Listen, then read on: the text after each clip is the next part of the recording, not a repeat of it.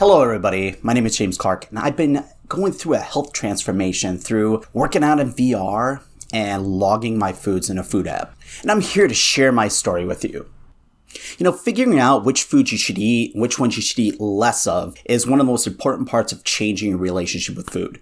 You could peruse the internet to find other people's foods' diaries and just copy and paste. And in the beginning, that might actually be a really good idea. It'll give you a really good basis to begin your new plan. If you're really going to make this a lifestyle change and not just one of those moments where in the future you look back and you say, remember those 2 or 3 weeks where I ate really, really healthy and I felt so much better? Remember those 2 weeks? Oh yeah, where are those 6 medications I still need to take to stay alive? If you don't want it to be like that, you really need to figure out what foods that you should eat that you also actually really want to eat.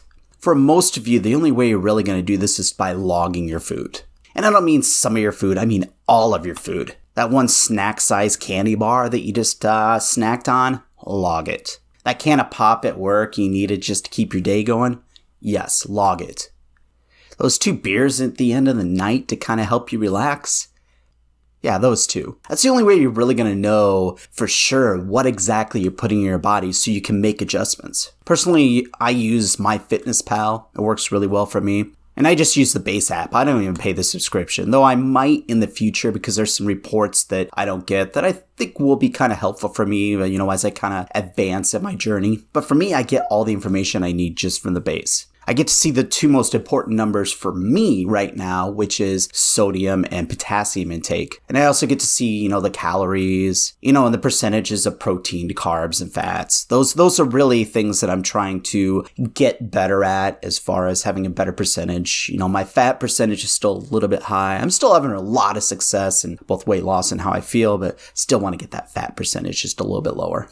And the way that I've actually found to use the app that's really helping me to kind of figure out what I should and shouldn't eat is by going into future days into the diary and kind of start playing around inputting different kinds of food. It's actually kind of fun kind of going in there and say, okay, so for that dinner, some night I want to have a dinner where I just get to eat something I really, really love that's salty and has a lot of fat content in it. And I'm like, okay, how can I do that? How much of that can I eat? And what do I have to have for breakfast and lunch to get my daily numbers to look right? And it kind of becomes a game. I can have that smothered pork chop. What's the size of it that I can have? That kind of keeps me under the numbers.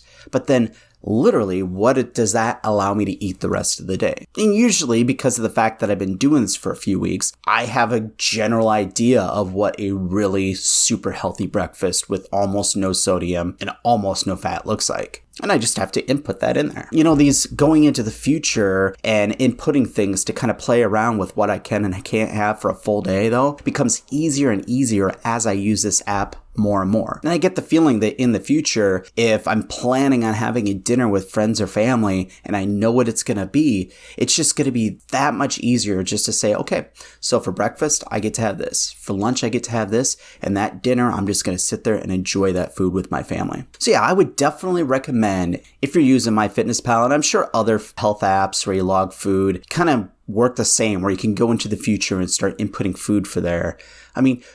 Play around with it. Start researching different types of foods. See what you can and can't have. It'll help you feel like you're not being as limited as much. I do have to remind you though, make sure that if you don't eat those foods on that day you entered, that you do delete them. But anyways, if you got anything out of this video that you feel is going to help you out, make sure you hit the like button. Let me know in the comments if there's any tricks when it comes to logging food that you might be able to help me out, or info that some of my viewers can use to help themselves out. Subscribe, hit that notification bell, and go out there and live your best life.